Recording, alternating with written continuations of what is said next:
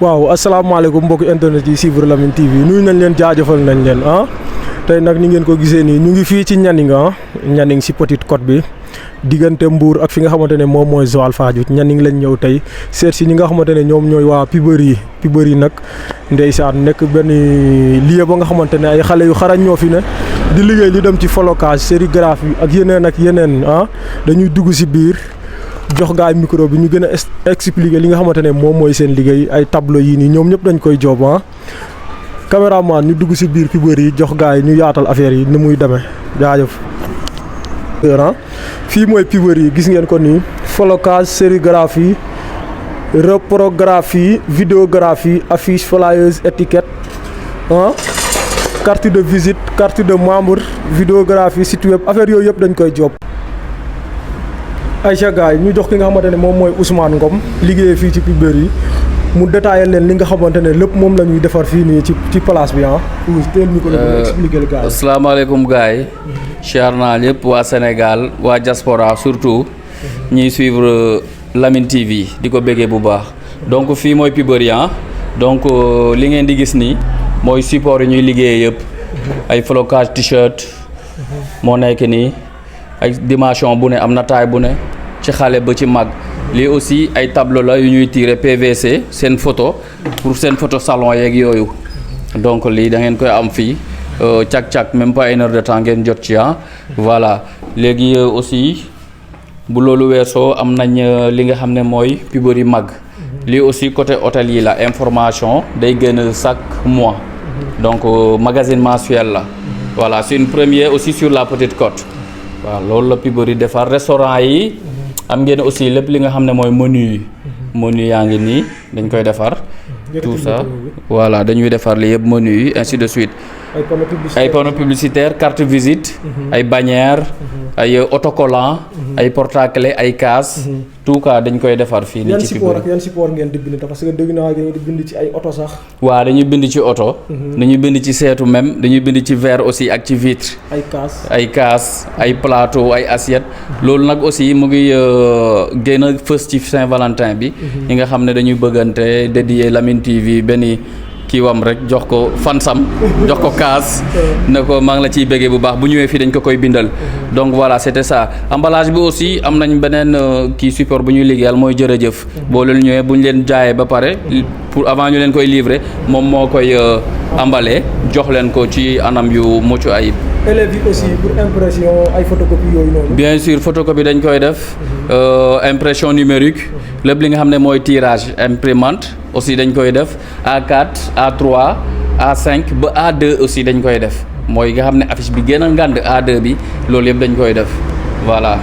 aussi maillot Sénégal yi ngeen gars yi na ngeen ñëw waa bi am étoile aussi disponible na Pibery jaa ngeen jëf. waaw di bëggewaat Lamyn TV bu baax ci visite bi ci confiance bi aussi parce que gis nañ liggéey bu muy def bu baax ci Petite Côte bi ñoo ngi koy jaajëfal mu doon ay Lamyn TV yoo xamante ne fu ne lay dekk. adresse bi ak numéro téléphone bi. waaw adresse bi fii mu ngi nekk en face centre de réadduction. centre de réadduction donc numéro téléphone bi mu ngi nekk 77 275 96 75. fii ci Nianing. fii ci Nianing. diggante Joal ak Mbour. ak Mbour waaw diggante Mbour ak Joal. diggante Mbour ak Joal. fu waay nekk ci Sénégal aussi mun na commander ngeen livrer ko. exactement fu waay nekk ci Sénégal boo commandé rek ñu taxaw ci incha allah lu gaaw. jaajëf gaay. bismillahi mina seytaan rajim bismillahi rahmaani rahim yéen mbokk internet yi suivre Lamyn TV nuyu nañ leen bëgg nañ leen jaajëfal nañ leen comme ni ñu koy defee chaque mercredi ñu ñëwaat ak yéen si journal di Mbapat jox leen résultat wu lutte simple. ci weekend bee ñu génn jox leen aussi programme lutte simple yi maanaam calendrier bi lamb yi fi muy amee ak liñ ci teg ci semaine yi di ñëw way balaa ñoo xuusaat ci biir journal bi comme ni ñu koy defee à chaque fois rek dañuy ñëw ci trophée des amateurs meilleur lutteur de la semaine bële passé ñu ngi nominé woon ñetti mbër yi ki nga xamante ne moom mooy Simon bu Ñoojoor Fam bu Dawala Samo bu Baasul ak ki nga xamante ne moom mooy Ngañ Seen bu Njaga Ñaaw ñetti ñooñu lañ nominé woon. gaa yi voté nañ comme ni ñu koy defee rek à la fin de la vidéo dinañ leen wax trophée bi kan moo ko gagné diggante Ngañ Seen Fambuda ak ki nga xamante ne moom mooy Simon bu Ñoojoor waaw. léegi pour semaine bi ñu génn dañuy nominé waat ñetti mbër ngeen voté nomination bi semaine bii nii ñetti ñii la. ñu ngi nominé général Malika bi nga xamante ne moom moo jël ñaari lamb ci weekend bi jël vendredi fi nga xamante ne moom mooy Ndiédiène Saloum samedi bi mu dem dëkk suñu yaay Mbayang lu Mbin Farba daal di ko jëlaat. nominé aussi ki nga xamante ne moom mooy Serigne Ndiaye wala Coriace Moussa Ndiafat moom Serigne Ndiaye numéro 2 daa jël fi nga xamante ne moom mooy Dakar 5 millions yi ñu fa tegoon moom moo ko jël ci dimanche bi mais avant loolu ci samedi bi moom moo daanu final fële ca Mbin Farba kii moo ko fa daan ni ñu koy waxatee général bu Malika donc Serigne Ndiaye dafa finalu Mbin Farba samedi dimanche mu jël fi nga xamante ne moom mooy Dakar Iba Mar Diop. keneen ki siy teg mooy Ablaye Ndiaye Thiatou Robert Ablaye Ndiaye bu Joal nga xamante ne ci samedi bi moo jël lamb ji amoon fële ca Ngéeñana ñetti mbër yooyu ñoom lañ nominé Ablaye Ndiaye. Serigne Ndiaye numéro 2 wala Moussa Ndiafat wala Coriace ak ki nga xamante ne moom mooy général bu Malika comme ni muy demee rek yéenay dugg ci vote yi ngeen votel ki nga xamante ne moom mooy le meilleur selon vous diggante Abdoulaye Ndiaye général bu Malika ak Serigne Ndiaye numéro 2 jaa ngeen jëf. léegi ñu ñëw ci li nga xamante ne moom mooy résultat yi tey mercredi le 16 mars résultat yi ñuy joxe mu ngi commencé le 11 mars ci vendredi bi passé. lamb bi amoon fële ca Saalum dëkk bu ñuy wax Ndiédiène foofu ki nga xamante ne moom mooy général bu Malika moom moo ko jël ko ci kaw Boylo bu Caaroy waaw. léegi ci samedi bi le 12 fi nga xamante ne moom mooy Nginiin Séeréer wala Kër Mbañ Diop amoon na lamb Gaja Mané bu Munde moom moo ko jël ko ci kaw Bàcc bu Palmarin wala Samba bu Palmarin ba tey ci samedi bi le 12 mars. fi nga xamante ne moom mooy Ngéeñan amoon na lamb Ablaye Ndiaye Thiatou Robert bu Joal Fadiouth moom moo jël poids lourd yi foofu ca Ngéeñan jël ko ci kaw Alamane wala barrage bu Bawut. poids léger yi foofu ca Ngéeñan Ganja Fama moom moo ko jël ko ci kaw Onge Ndiaye bu Ndayana Ganja Fama bu Betenti l'enfant chéri di ñoom Baato comme ni ko gars yi di waxee le prince di ñoom Baato Ganja Fama moom moo ko jël ci kaw Onge Ndiaye. léegi Ngéeñan noonu la demee Laay Ndiaye jël poids lourd ci barrage Ganja Fama jël raw kii poids léger ci Onge Ndiaye. léegi fi nga xamante ne moom mooy Mbin Farba aussi ci samedi bi le 12 la doon jeex ki nga xamante ne moom mooy général bu Malika moom moo jël poids lourd jël ko ci kaw Serigne Ndiaye numéro 2 wala Coriace wala Moussa Ndiafat poids léger yi foofu ca Mbin Farba ki nga xamante ne moom mooy ñay baraan bu Ngaparu moom moo ko jël ko ci kaw Arara bu Sokone loolu moo xewoon fi nga xamante ne moom mooy Mbin Farba. léegi ci samedi bi aussi le 12 mbelo ngi ci la doon tëgg ki nga xamante ne moom mooy ordinateur o yàlla si le champion d'Afrique ordinateur moom moo jël lamb bi amoon mbelo ngi jël ko ci kaw baabu bu dëkk Ndaga wéy. léegi poids léger yi foofu ca mbelo ngi ki nga xamante ne moom mooy Ngor Sarr dëkk Mbour ñu koy woowee fils de Jordan moom moo jël poids léger yi jël ko ci kaw Jaasi Pël bu Morolan. léegi ba tey ci le 12 mars bi ci samedi bi fi nga xamante ne moom mooy Ngocc amoon na lamb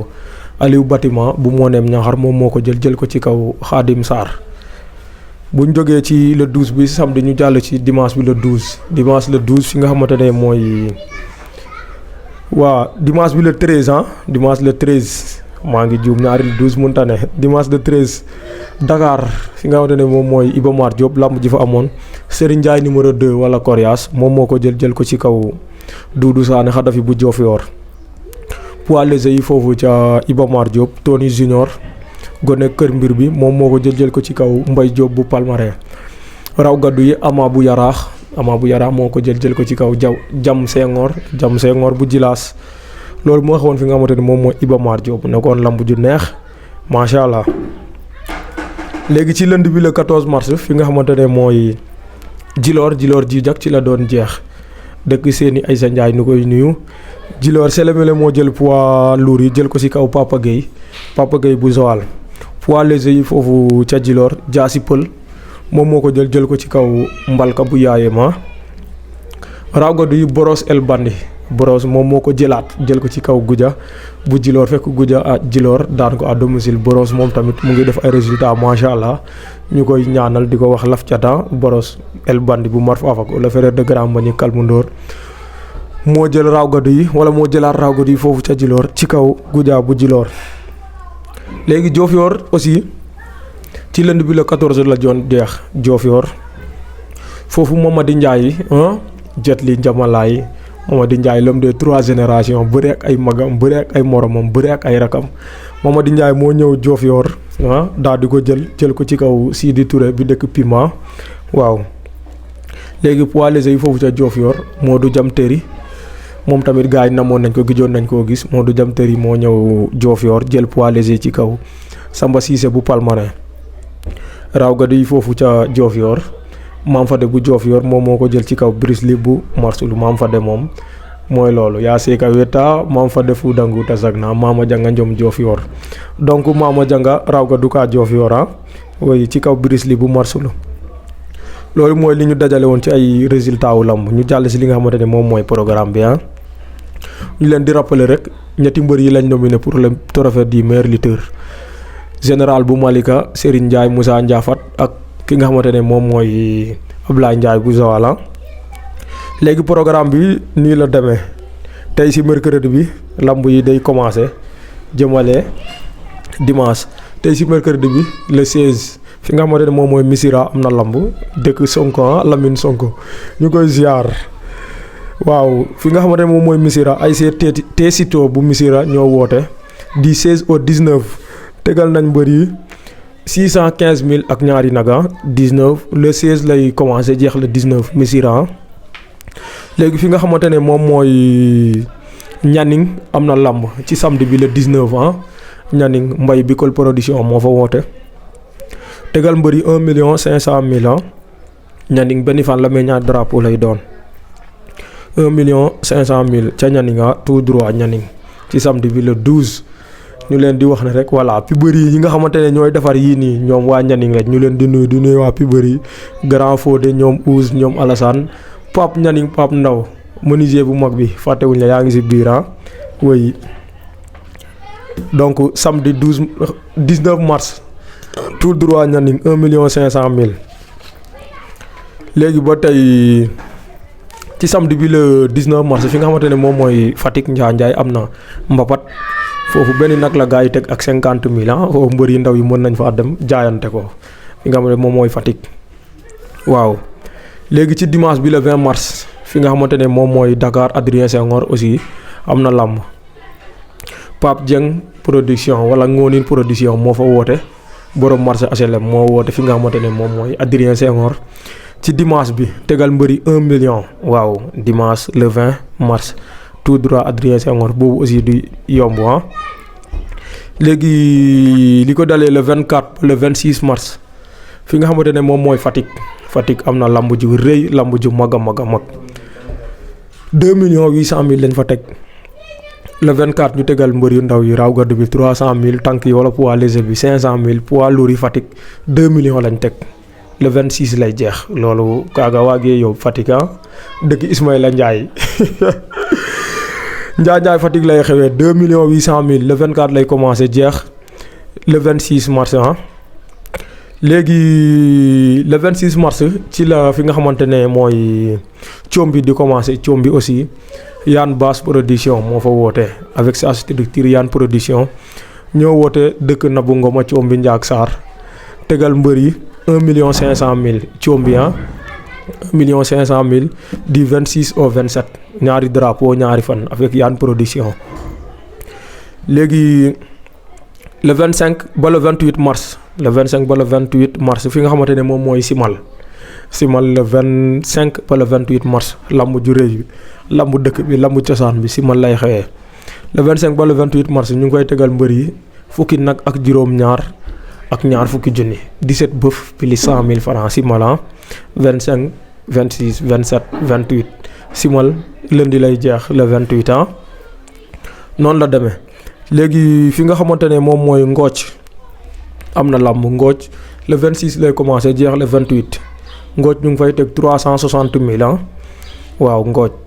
mu ngi nekk ci commune di à côté Gandiaye gi waaw léegi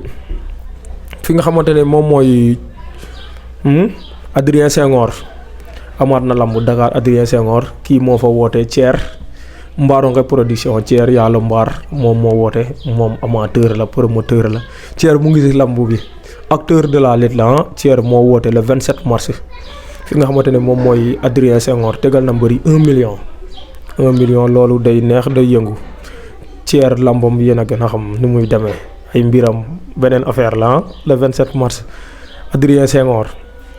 léegi ci le 27 boobu aussi Felaan ci lay jeex mais Felaan le 24 lay commencé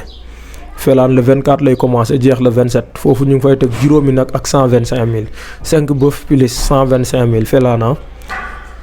léegi le 28 mars aussi lamb ju rëy am na fi nga xamante ne moom mooy Kaolack ñu ngi fay teg 1 million 500 000 benn fan la ñaari drapeau Kaolack lundi le 28 mars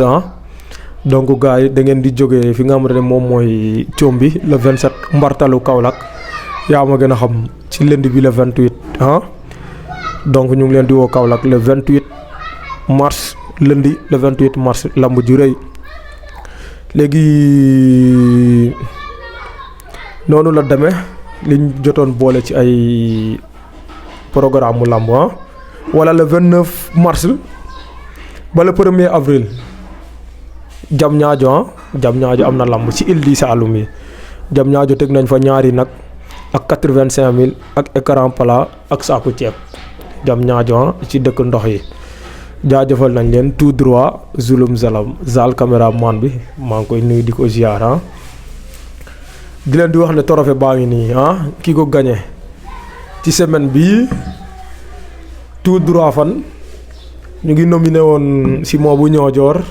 nominé Fam bu da wala Samo bu Baasul nominé ki nga xamante ne moom mooy Ngañ Seen bu Njaga Ñaaw mais gars yi ki ëpp li nga xamante ne moom moo ëpp ay vote moo di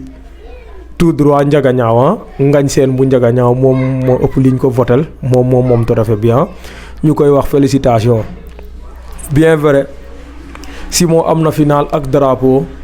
Fam bu da am na final ak drapeau Ngañ Seen moo jël lamb ji amoon simal waaw mais moom la gars yi votel gars yi nag da ngay gis ñu bëri di insister naan parce que nominé nañ ko nominé waat ko te lamb ji mu jël lamb ju mag la te ay ténor ñoo fa daje woon xëy na loolu ndax gars yi votel ko ndax argument yooyu laa gis ñu développé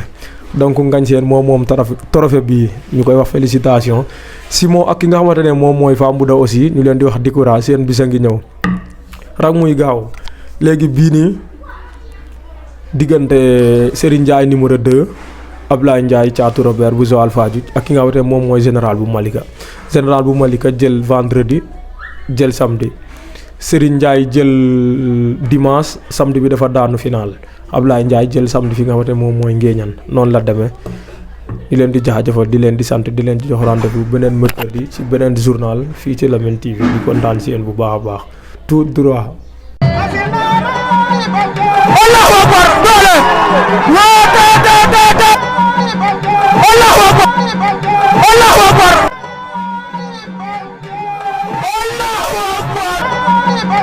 Allahu akbar doole